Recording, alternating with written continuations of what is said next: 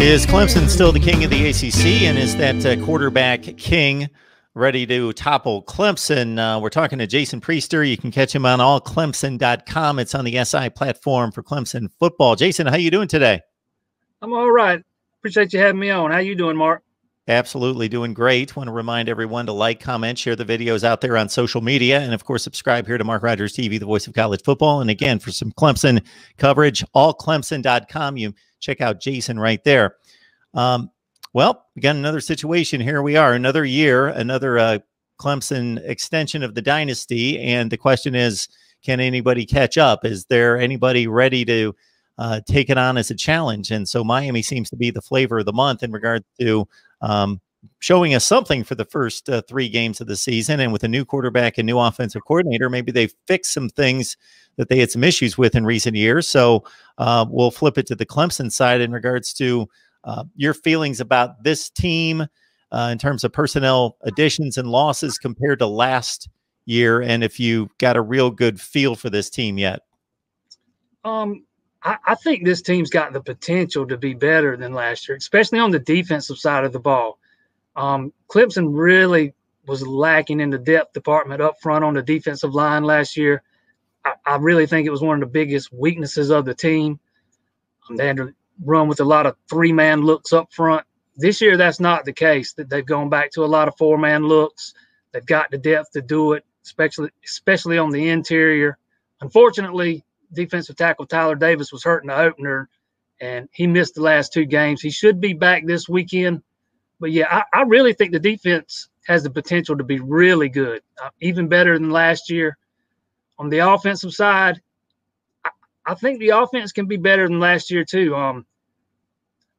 Clemson really got away from working the middle of the field last year and the year before that. Didn't really have the tight ends to incorporate into the passing game. They had that this year. They've got Braden Galloway, Davis Allen. They've been using those guys. MarkRogersTV out of the slot. He's been opening up the middle of the field for them. And they do need one of the younger guys on the outside to step up and fill that void that was left when Justin Ross was lost for the season.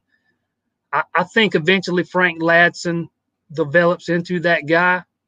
He's shown flashes through the first 3 games, especially over the last 2 games. And I think that offense can be really good, equal to or better than last year.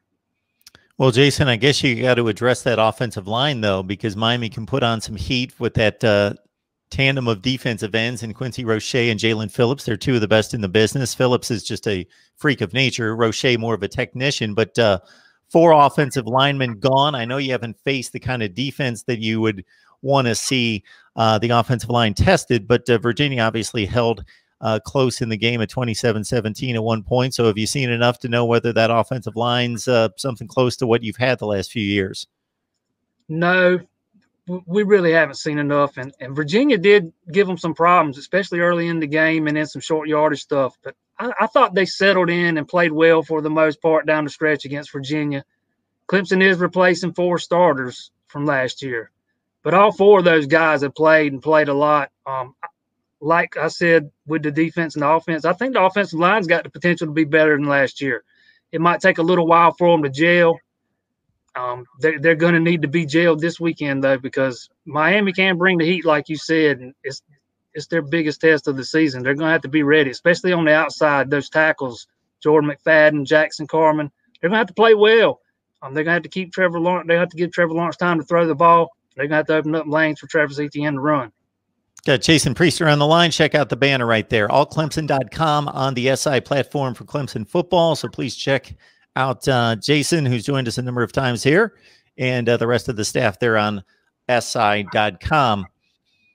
All right. So this Miami football team, if you had a chance to see much of them. A little bit. I watched a good bit of the UAB game and the Louisville game. I haven't seen very little of the Florida State game, which there wasn't a whole lot to glean from that one anyways. No. But yeah, they're really fast. They're good up front on both sides of the ball, especially on the defensive line. They can get after the quarterback. They got real good wide receivers, real good running back, but it all starts with that quarterback.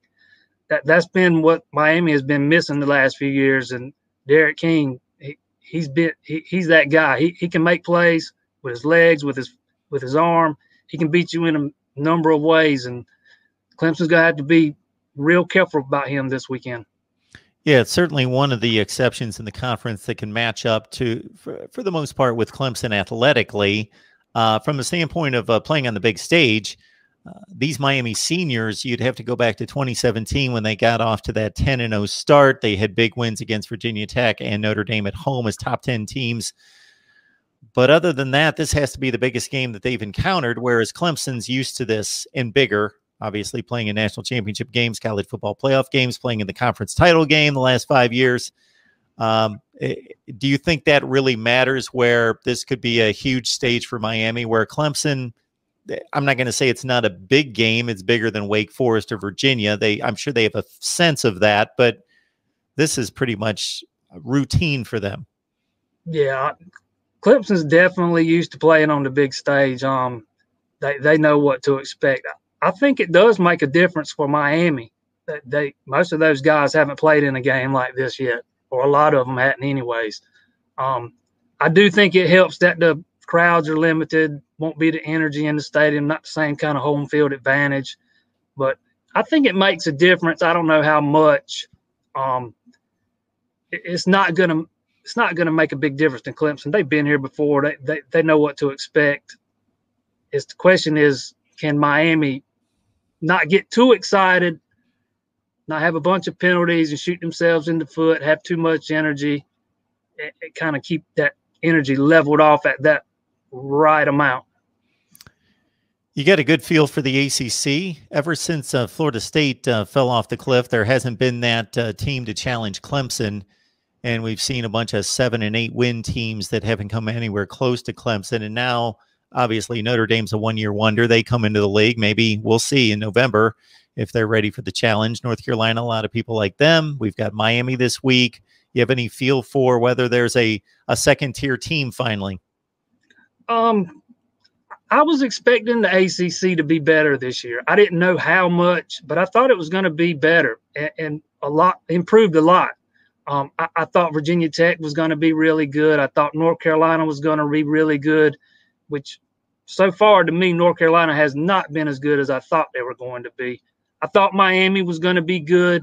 They're even better than I thought they were going to be. And, of course, I thought Notre Dame was a legit top 10 team. But in that second group there, I think you got Miami and Notre Dame. You know, after the first 3 games, I think it's those 2 teams. If somebody's going to take Clemson down, it's going to be one of them.